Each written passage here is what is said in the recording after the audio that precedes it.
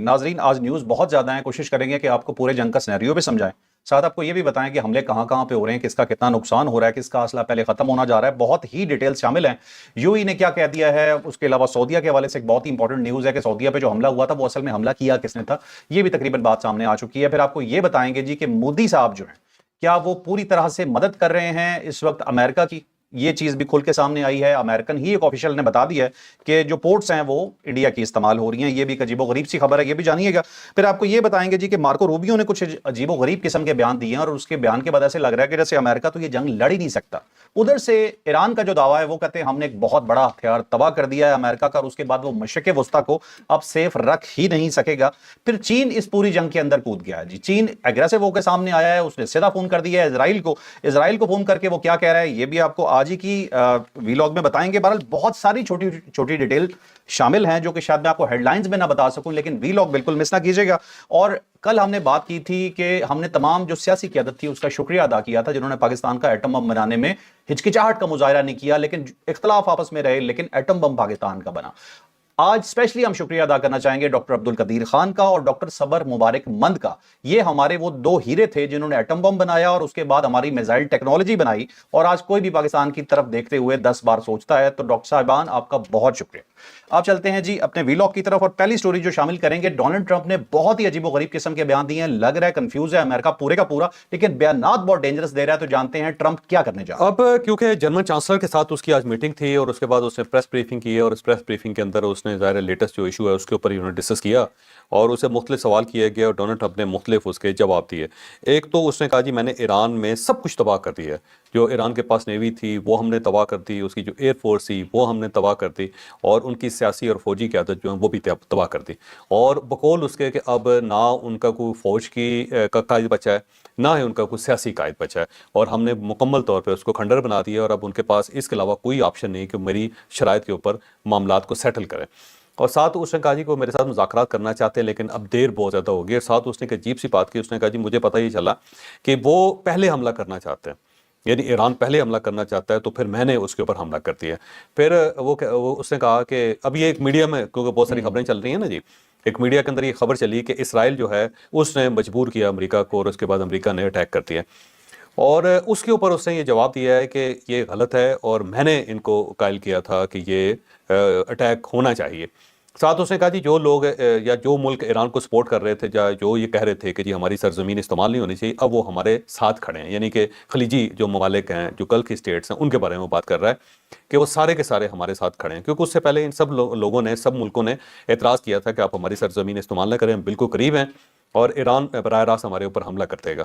तो अब वो कह रहे हैं जी कि वो मेरे साथ हैं, और उन्होंने कहा जी बिल्कुल ठीक है और आपने ठीक किया है। तो डोनाल्ड ट्रंप ये क्लेम कर रहा है। और उसके साथ उसने कहा जी वहाँ पे बदतरीन सूरत हाल है, और इस बदतरीन सूरत हाल में ईरान के पास कोई और ऑप्शन नहीं है। साथ वो ये कह रहा है कि वहाँ ईरान के अंदर जिनके पास इख्तियार था वो ख़त्म हो गए हैं, और एक इससे ज़्यादा बदतरीन सूरत हाल ये होगी कि वहाँ वो ऐसे लोग इक़्तिदार में आ जाएं, या ऐसे लोगों को वो इक़्तिदार में ले आएँ जो आयतुल्ला खामनाई से ज़्यादा शिद्दत पसंद है। ये बदतरीन सूरत हाल होगी। वैसे उसने कहा जी कोई ऐसा मसला नहीं है। ये भी उससे सवाल हुआ था कि आपने हमला करने के बाद आपके पास प्लान क्या है, प्लान क्या है। साथ ही उसने कहा जी तेल की कीमतें बढ़ेंगी और ये कुछ अर्से के लिए होंगे, जब हालात सेटल हो जाएंगे तो तेल की कीमतें कम हो जाएंगी, लिहाजा उसने कहा जी पेटी कस लें, तेल की कीमतें तो ज़्यादा होंगे। ठीक है, ये उसने तस्लीम कर लिया। और साथ साथ उसने जो रज़ा शाह पहलवी उसको फारिग कर दिया। उसने कहा रज़ा शाह पहलवी जो है कठपुतली साबित हुआ है, और वो मेरा ख्याल ये है कि वो जाके वहाँ पे मामलात को सेटल नहीं कर सकता, तो क़यादत जो है अंदर से आनी चाहिए। तो अंदरूनी क़यादत जो है ना उसके बारे में उसने कहा। उसका मतलब ये हुआ कि रज़ा शाह पहलवी वाला कार्ड जो है वो ज़ाया चला गया,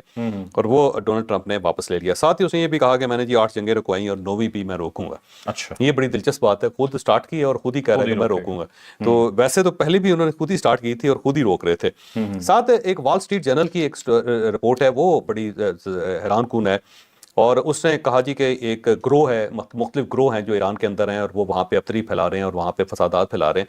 तो डोनाल्ड ट्रंप जो उसने इतवार को उनसे रब्ता किया संडे को, और उसने ये फैसला किया, ये सोचा कि कुछ अंदिया भी दिया कि हम इनको सपोर्ट करते हैं, हम इनको असला देते हैं, हम इनको पैसा देते हैं, और साथ इनको इंटेलिजेंस रिपोर्ट्स देते हैं, और इनसे कहते हैं कि आप अपराइजिंग स्टार्ट करें अंदर। ठीक है। और ये एक वॉल स्ट्रीट जर्नल ने दावा किया है कि इनको जो है अगर दे दिया गया सब कुछ तो ये सिविल वार स्टार्ट हो जाएगी। तो मेरा ख्याल ये है कि सिविल वार की तरफ तो अमेरिका बहुत अरसे से जा रहा था, وہ جو دکانداروں نے وہاں پہ فسادات پھیلائے تھے اس کے اوپر بھی امریکہ بہت زیادہ اور اسرائیل کو بہت زیادہ امید تھی، لیکن کوئی خاص وہاں پہ ڈینٹ نہیں ڈالا جا سکا، جبکہ بہت زیادہ اس زمانے میں مساجد تک کے اوپر حملہ ہوا تھا، مزارات جلا دیے گئے تھے، بازار کے اندر افراتفری مچی تھی اور بڑے 3,500 لوگ مارے گئے تھے اس کے اندر. ٹھیک ہے. اگر اس وقت کچھ نہیں ہو سکا تو میرا نہیں خیال کہ اس وقت کوئی گروہ باہر نکلے گا، کیونکہ جو آیت اللہ خامنئی کے اوپر جو حملہ کیا انہوں نے، اس نے ایران کو مکمل طور پہ اکٹھا کر دیا. ٹھیک ہے. اب گورنمنٹ کے اوپر اعتراض ہو سکتا ہے، آیت اللہ خامنئی صاحب کے کچھ جو جیسچرز ہیں اس کے اوپر اعتراض کیا جا سکتا ہے، لیکن جو ان کا معیار ہے، جو ان کا وقار ہے، اس کے اوپر کوئی بات نہیں ہو سکتی. ٹھیک ہے. لہٰذا ایران جیسے سوسائٹی کے اندر،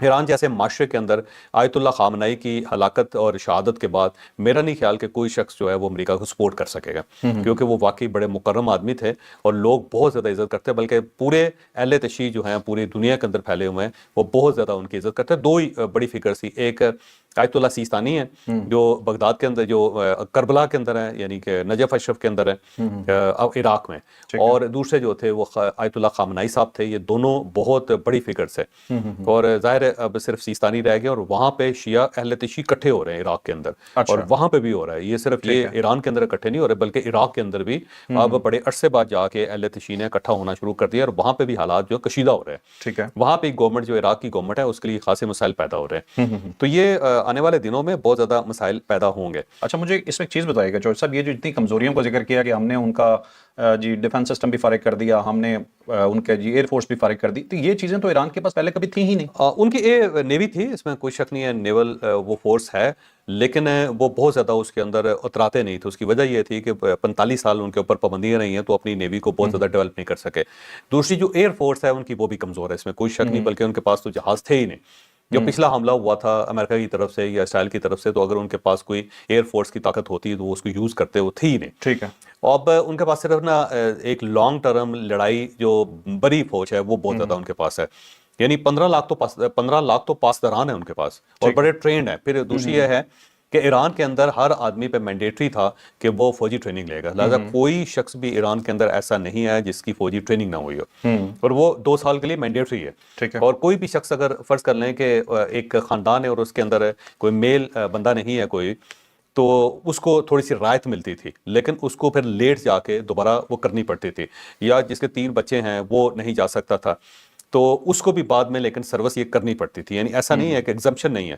اور کوئی اگر اسٹوڈنٹ ہے اور وہ پی ایچ ڈی کر رہا ہے یا ایم اے کر رہا ہے تو اس کو یہ موقع دیا جاتا تھا کہ وہ اسٹڈی مکمل کرنے کے بعد وہ فوجی ٹریننگ کر لے. لیکن ایسا ممکن نہیں ہے کہ کسی شخص نے ٹریننگ نہ کی، اسے اسلحہ چلانا نہ آتا ہو. تو 9 کروڑ اگر آبادی ہے تو اس میں سے آپ سمجھیں کہ 5-6 کروڑ لوگ جو ہیں وہ سولجر ہیں، وہ ٹرینڈ سولجر ہیں. ٹھیک ہے. تو اس میں وہ ایکسپرٹ ہیں.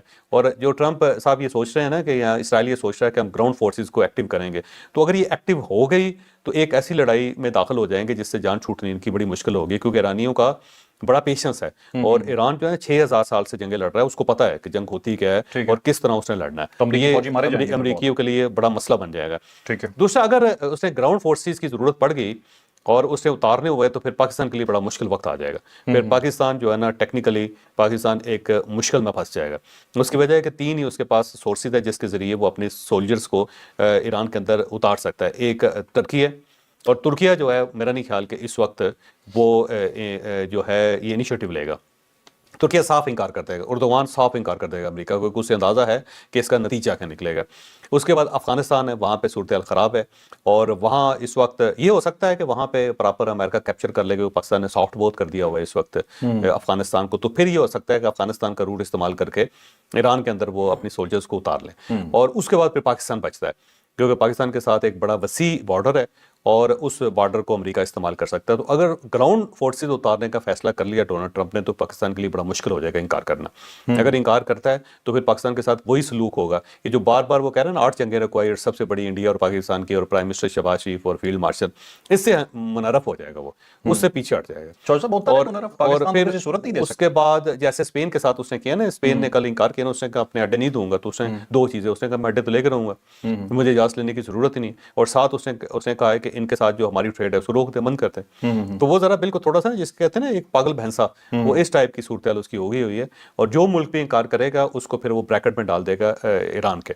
اور پاکستان جو ہے بڑا اسمارٹلی اس وقت کھیل رہا ہے، وہ اپنے بھائیوں کے ساتھ بھی ہے، ان کی سپورٹ بھی کر رہا ہے، امریکہ سے بھی بچ کے رہ رہا ہے. تو وہ ہمارے لیے پھر ایک فیصلہ کرنا بڑا ڈیفیکلٹ ہو جائے گا کہ ہم نے امریکہ کو سپورٹ کرنا ہے یا پھر ایران کو سپورٹ کرنا ہے. دونوں کی ایک قیمت ہوگی، پھر پاکستان کو وہ قیمت دینی پڑے گی.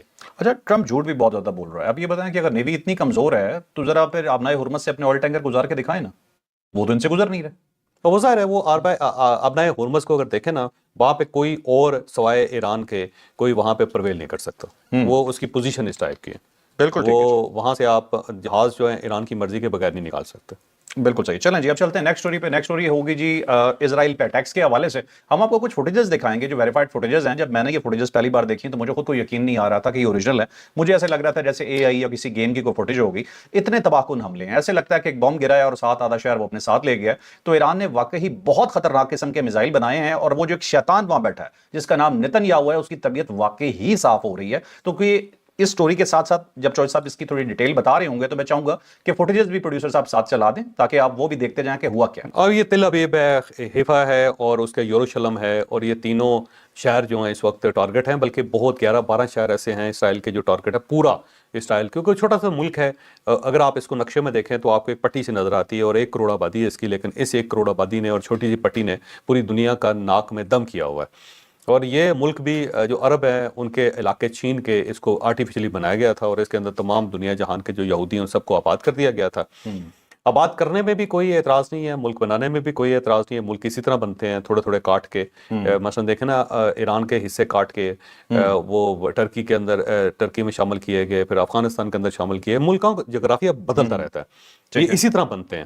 وہ ادھر سے کاٹ کے ادھر جوڑ دیا، ادھر سے کاٹ کے ادھر جوڑ دیا، اس میں کوئی حرج نہیں ہے. اسرائیل اگر بنتا ہے تو بن جائے، لیکن فلسطین بننا بھی ضروری ہے. فلسطین بھی ایک انڈیجنس کنٹری تھا اور انڈیجنس کنٹری ہے، اس کو تسلیم کرنا بھی ضروری تھا. اور پھر جو کلینزنگ ہو رہی ہے وہاں مسلمانوں کی، وہ جو ہے اس کے اوپر اعتراض ہے، اس کے اوپر ایشو ہے. اور دوسرا یہ ہے کہ پورے عالم اسلام کو بلکہ پوری دنیا کا جو امن ہے اس کو خطرے میں ڈال دینا، اس کے اوپر اعتراض ہے. پھر غزہ کے اوپر جو اٹیک کیا گیا، وہاں جو جینوسائیڈ کیا گیا، اس کے اوپر اعتراض ہے. تو یہ جو چیزیں ہیں نا اس کے اوپر اعتراض کرنا چاہیے اور عالم اسلام کو اس کے اوپر ہے. لیکن اب جو فوٹیج ہمارے پاس ہیں، ہم نے جب وہ دیکھی تو ایسا محسوس ہوتا تھا کہ جیسے یہ آرٹیفیشل تصویریں ہیں یا اے آئی جنریٹڈ ہیں، کیونکہ اتنا خوفناک ہو نہیں سکتی کوئی فوٹیج وغیرہ. لیکن جب ہم نے اس کو ٹیسٹ کیا، کنفرم کیا، تو پتہ چلا کہ ساری کی ساری تصویریں جو جینون ہیں. تو تصویریں جو ہیں آپ کی اسکرین پہ آ رہی ہیں اور آپ اس کو دیکھ لیں، آپ اس کو دیکھیں، آپ کو اندازہ ہوگا کہ کیا صورتحال ہے وہاں پہ فوٹیجز ہیں. اور یہ بہت ہی خوفناک قسم کی صورتحال ہے تل ابیب کے اندر اور یروشلم کے اندر اور باقی شہروں کے اندر. یہ جو فوٹیجز ہیں یہ بنائی فلسطینیوں نے ہیں، کیونکہ جو بھی میزائل اوپر سے گزرتے ہیں وہ اپنی بالکنیوں سے یا اپنی گلیوں سے اپنے گھروں سے فوٹیجز بنا کے ریلیز کرتے رہتے ہیں. اور کچھ ایسی فوٹیجز ہیں جو اسرائیلی لوگوں نے خود بنائی ہیں، اسرائیلی سٹیزن نے بنائی ہیں، اپنی بالکنی اپنے چھتوں کے اوپر کھڑے ہو کے یا جہاں سے بھی ان کو ایکسیس ملتا ہے وہاں. اس کے علاوہ اسرائیل کے اندر اس وقت جو میڈیا ہے اس کے اوپر مکمل پابندی ہے، بین ہے. کوئی چیز وہاں سے باہر نہیں نکل سکتی، کوئی رپورٹنگ نہیں ہو سکتی، اور گورنمنٹ نے فل کنٹرول کیا ہوا ہے. لیکن اس کے باوجود سوشل میڈیا جو ہے اس کے اوپر چیزیں گردش کر رہی ہیں. تو ایران نے مت مار کے رکھی ہوئی ہے. لیکن ایک بڑا سوال یہ ہے کہ اس جنگ کے آخر میں ہوگا کیا؟ اگر امریکہ ہار جاتا ہے یا اسرائیل ہار جاتا ہے یا ان کو ہار نظر آتی ہے تو کیا ہوگا؟ یہ آگے چل کے میں بتاؤں گا. بڑا خوفناک سینیریو ہے. یہ بالکل اینڈ پہ ڈسکس کر لیں، اس کو اینڈ میں ڈسکس کریں گے. ٹھیک ہے. اچھا چلیں، ایک اور خبر آئی. وہ خبر یہ تھی کہ 4.3 کا زلزلہ آیا ہے ایران کے اندر، اور اس کے بعد گردش میں آ گئی یہ والی افواہ کہ شاید ایران نے ایٹم بم کا تجربہ کر دیا ہے. تو اس کے حوالے سے جانتے ہیں کہ اب تک کی رپورٹس کیا. یہ گراش کا علاقہ ہے، اس کے اندر زلزلہ ہے 4.3 ریکٹر اسکیل کے اوپر اس کی انٹینسٹی تھی. اور اس کے بعد یہ خبریں، یہ شمالی مغربی علاقہ ہے ایران کا اور پہاڑی علاقہ بھی ہے.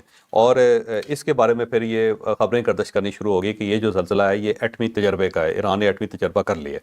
اب اگر ایران نے ایٹمی تجربہ کیا ہوتا تو اس نے اناؤنس کر دینا تھا فوری طور پر. اس نے کہا جی ہم نے کر لیا اور یہ ہم نے تیار رکھا ہوا ہے، اب اگر ہماری طرف دیکھو تو صحیح. ٹھیک ہے. اس کے بعد پھر جنگ کی نوعیت چینج ہو جانی تھی. لیکن اگر ایران نے کلیم نہیں کیا تو پھر ہو سکتا ہے یہ زلزلہ ہی ہو. لیکن ایک خبر ہے جو میں آپ کے ساتھ شیئر کرنا چاہتا ہوں، ایران ہے بہت زیادہ قریب، کیونکہ یہ جتنا عرصہ یہ سارا معاملہ چلتا رہا ہے ایران اپنے جو نیوکلیر ویپنز ہیں ان کی تیاری کرتا رہا ہے. ٹھیک ہے. اور اب آخر میں تو اس نے ان ملکوں سے بھی مدد لی ہے جو نہیں چاہتے کہ امریکہ اس خطے میں جنگ لے کے آئے. ٹھیک ہے. اچھا چوہدری صاحب، یہ جب امریکہ جو بمبنگ کر رہا ہے 30 بم 100 بم مار رہا ہے آ کے، تو یہ بھی تو پاسبل ہے کہ ٹیکٹونک پلیٹس جو ہیں وہ تھوڑی سی ہل گئی ہیں اور اس کی وجہ سے ڈسبیلنس سے زلزلے آ رہے ہیں. ہو سکتا ہے ایسا، لیکن इतनी गहराई में ज़ाहिर बम नहीं जाता, ये तो जो टेक्टोनिक प्लेट्स हैं वो बहुत नीचे हैं, नहीं, वो उसका इम्पैक्ट बहुत ज्यादा हो रहा है ना, इतने गहरे बम मारे जा रहे हैं। हो सकता है। ठीक है, चलें अब एक खबर मैं शामिल करता हूं मार्को रूबियो के हवाले से, जो वजीर खारजा हैं जी अमेरिका के, और समझ नहीं आ रही, ऐसा ही लग रहा है कि जैसे वो बहुत ज्यादा कंफ्यूज हैं अपने सदर की तरह ही, अपने मुल्क की तरह।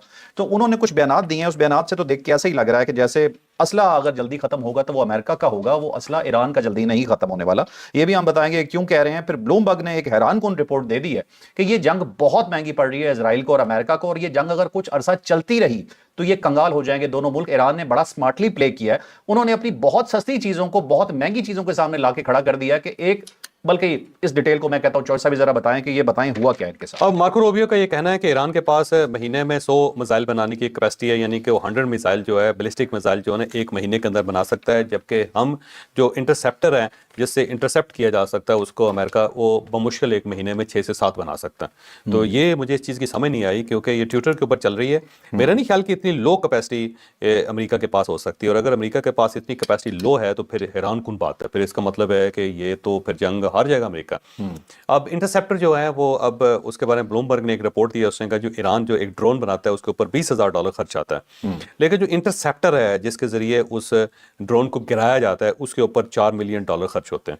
तो एक मिसाइल के ऊपर जिसने, और इंटरसेप्टर कहते हैं 2 से 3 आपको चाहिए होते तब जाके आप एक ड्रोन को न्यूट्रलाइज करते हैं। और इसको अगर देखा जाए तो ये बहुत ज्यादा है, यानी कि अगर 20,000 ड्रोन्स अगर ईरान के पास हों तो, और उसको फिर जो उड़ाने के लिए या उसको डैमेज करने के लिए या उसको इंटरसेप्ट करने के लिए जो अमेरिका को पैसा खर्च करना पड़ेगा वो $80 अरब होगा, जो बहुत ज़्यादा ह्यूज कास्ट है, $80 अरब।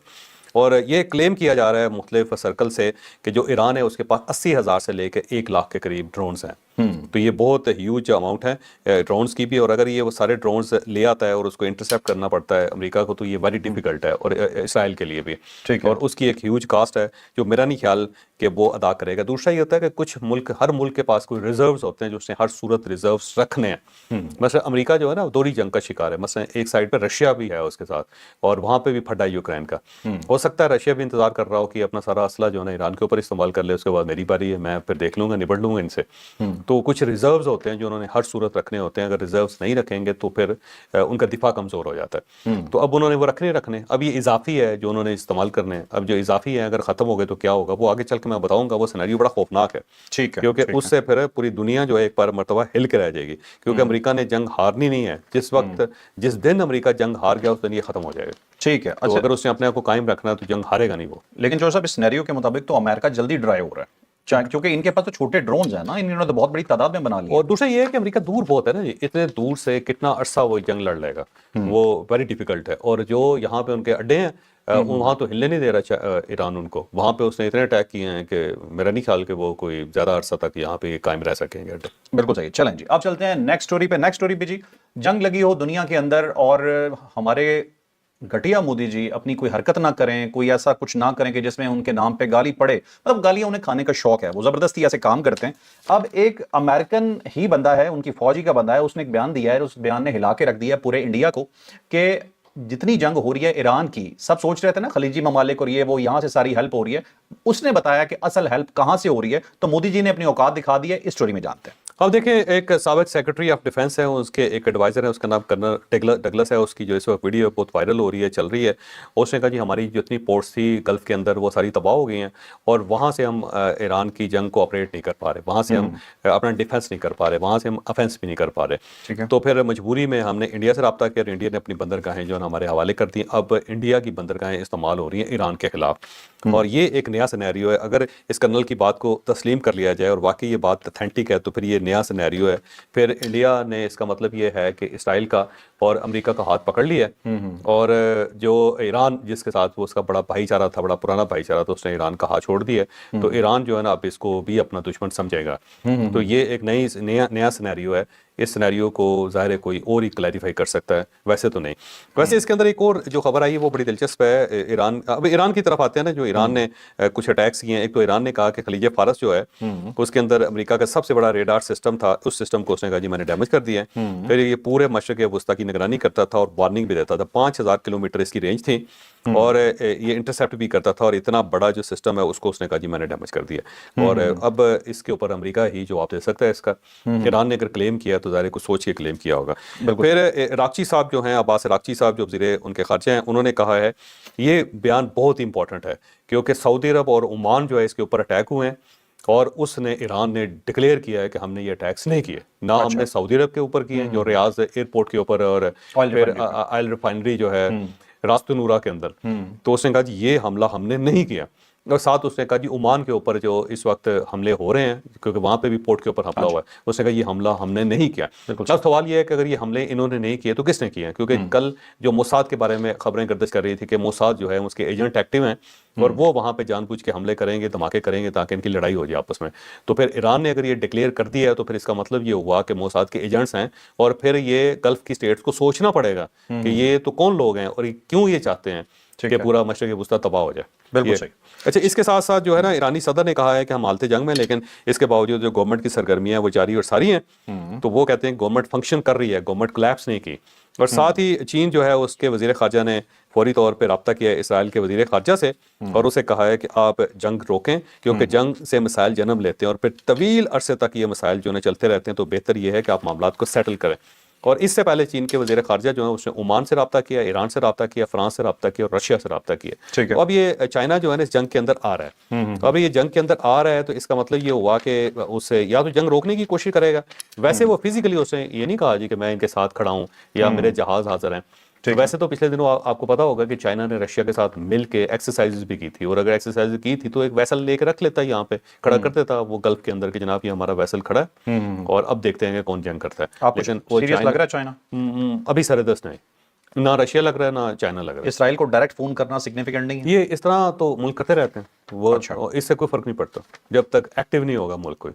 ٹھیک ہے، مطلب یہ ایک بس سو کال ڈپلومیسی، یہ ہاں ڈپلومیسی ہے. ڈپلومیسی سے یہ مسئلہ حل نہیں ہوتا. ڈپلومیسی جنگ نہیں روکتے، یہ اس وقت ہی رکیں گے جب دونوں فریقین میں سے کوئی ایک فریقین جو ہے وہ گھبرائے گا، ڈرے گا، پیچھے ہٹے گا.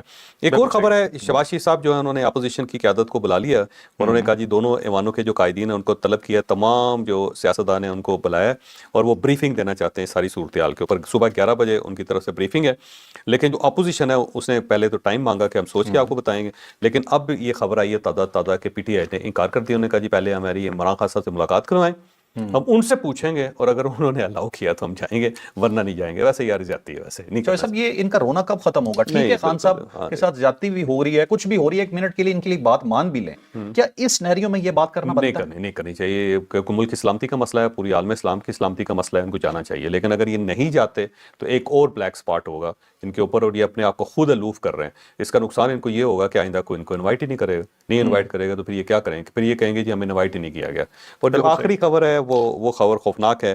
بی ایل اے نے چند دن پہلے پاک فوج کے ساتھ جوان اغوا کر لیے تھے اور ان کو شہید کر دیا گیا ہے. ابھی تازہ ترین خبر آئی ہے جو خوفناک ہے، اور یہ ان کے عوض کچھ لوگوں کو چاہتے تھے کہ رہا کر دیا جائے. جن لوگوں کا یہ مطالبہ کرے تھے ان میں 2-3 تو ایسے تھے جو پہلے مارے جا چکے ہیں، اور ریاست نے بتا بھی دیا کہ یہ تو ہمارے پاس ہے ہی نہیں، مارے جا چکے ہیں، ان کی لاشیں فلاں جگہ میں پڑی ہوئی، آپ نے خود دفن کیا ہوا ہے، یہ ہم کہاں سے لے کے آئیں گے. اور اس کے بعد وہ جو خواتین ان کی گرفتار ہیں ان کی گرفت کو چاہ رہے تھے کہ ان کو رہا کیا جائے، مارنگ بلوچ کو. تو پاکستان نے وہ انکار کر دیا، تو انہوں نے وہ جوان شہید کر دیے. تو اب اس کا مطلب یہ ہے کہ بی ایل اے کے اوپر بھی بڑا کڑا ٹائم آنے والا ہے. یہ اس معاملے میں پاکستان ایک قدم بھی پیچھے نہیں ہٹے گا. تو انہوں نے سارے ٹھکانے اڑا دینے، تو یہ ایک نیا آپریشن جو ہے نا وہ ہونے لگا.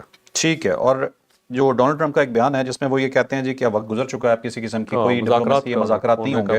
آپ کو یہ کتنا سیریس لگ رہا ہے یا پھر جائے گا پھر دوبارہ یہ؟ نہیں، اب مذاکرات جو ہے نا جب تک کوئی درمیان میں ملک نہیں آئے گا مذاکرات نہیں ہو سکتے. اور یہ دونوں ان میں سے جب کوئی خوف زدہ ہوگا، کوئی ڈرے گا، تھکے گا، تبھی یہ مذاکرات ہو سکیں گے، ویسے نہیں. اب جو ہمارا جو سینیریو ہم نے شروع میں آپ بتایا تھا کہ ایک تو پہلی بات یہ ہے کہ امریکہ سپر پاور ہے، واحد سپر پاور ہے دنیا کے اندر.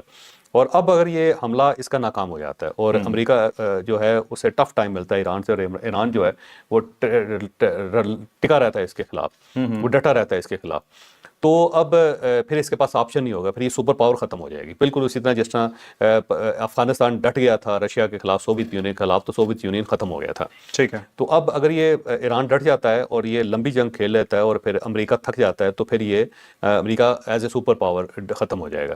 ٹھیک ہے. تو مجھے خطرہ یہ ہے کہ اگر اس کو محسوس یہ ہوا کہ میں تھک گیا ہوں یا میرے پاس میزائل ختم ہو رہے ہیں، تو پھر یہ ایٹمی بم استعمال کر دے گا. پھر یہ ایٹم بم، محفوظ قسم کا ایٹم بم استعمال کرے گا، چھوٹے لیول کے، اور وہ ایران کے اندر یہ پھینکے گا. اور ایک عراق کے اندر پھینک دیا جائے گا جہاں وہ اہل تشیع اکٹھے ہو رہے ہیں، اور 2 یا 3 جو ہے نا میرا خیال ہے، مجھے خدشہ ہے اور یہ بہت ہی خوفناک خدشہ ہے کہ یہ ایران کے اندر استعمال کر کے پھر اس جنگ کو ختم کرنے کی کوشش کرے گا، اور ہو سکتا ہے یہ ڈائریکٹ خود نہ کرے، اسرائیل کو کہہ دے کہ جی آپ کر لو، تو اس کا نتیجہ اس کے بعد کیا اس کا نتیجہ بڑا خوفناک ہوگا. پھر ایک تو ایران کے اندر تباہی بڑی ہوگی اور اس کے افیکٹس جو ہیں نا مجھے لگتا ہے کہ عرب اسٹیٹس تک بھی جائیں گے. لیکن اگر عرب اسٹیٹس تک چلے بھی جاتے تو امریکہ کو کیا فرق پڑتا ہے، اسرائیل کو کیا فرق پڑتا ہے، ٹھیک ہے مسلمان ہیں مرتے رہیں، کیا فرق پڑتا ہے. مسلمانوں کو ہوش آئے گا؟ ہوش اگر اب بھی نہیں آیا تو میرا نہیں خیال کہ بم کے بعد بھی آئے گا. تو وہ بڑا خوفناک سینیریو، کیونکہ امریکہ نے یہ جنگ جیتنی ہے، اس کی سروائیول ہی اسی کے اندر ہے، اور اگر وہ ہار جاتا ہے تو پھر یہ ختم ہو گیا، پھر یہ مک گیا. ٹھیک ہے. اچھا چوہدری صاحب، ایک چیز ہم مزید اس میں ذکر کرنا چاہ رہا ہوں میں کہ آیت اللہ خامنہئی صاحب کے جو صاحبزادے ہیں مجتبیٰ خامنہئی، ان کے زندہ ہونے کی خبر ہے، ایرانی میڈیا کہہ رہا ہے، میڈیا کہہ رہی ہیں، وہ کہہ رہے ہیں. اور یہ ایک بڑی مزیدار بات ہے کہ امریکہ ایک وقت تھا کہ وہ یہ بھی کہہ رہا تھا کہ مجتبیٰ جو خامنہئی ہے ان کو سپریم لیڈر بنا دیں اور یہ آیت اللہ خامنہئی صاحب کو ہٹا دیں. یہ امریکہ کی طرف سے پروپوزل بھی آئی تھی، اور یہ تھرو قطر انہوں نے پروپوزل دی تھی ایران کو، لیکن ایران نے صاف انکار کر دیا. تو انہوں نے کہا جی یہ ہمارے لیے ممکن ہی نہیں ہے، کیونکہ اس کی وجہ یہ وہ سمجھتے ہیں کہ نوجوان آدمی ہیں اور ایک لمبی زندگی ان کے سامنے پڑی ہوئی ہے، ماڈرن آدمی ہے، وہ چیزوں کو انڈرسٹینڈ کرے گا، اور جو خامنہئی صاحب شہید ہیں وہ انڈرسٹینڈ نہیں کر رہے. تو اب پھر اس کے بعد اعلان کر دیا گیا تھا 2 بندوں کا جی کہ خامنہئی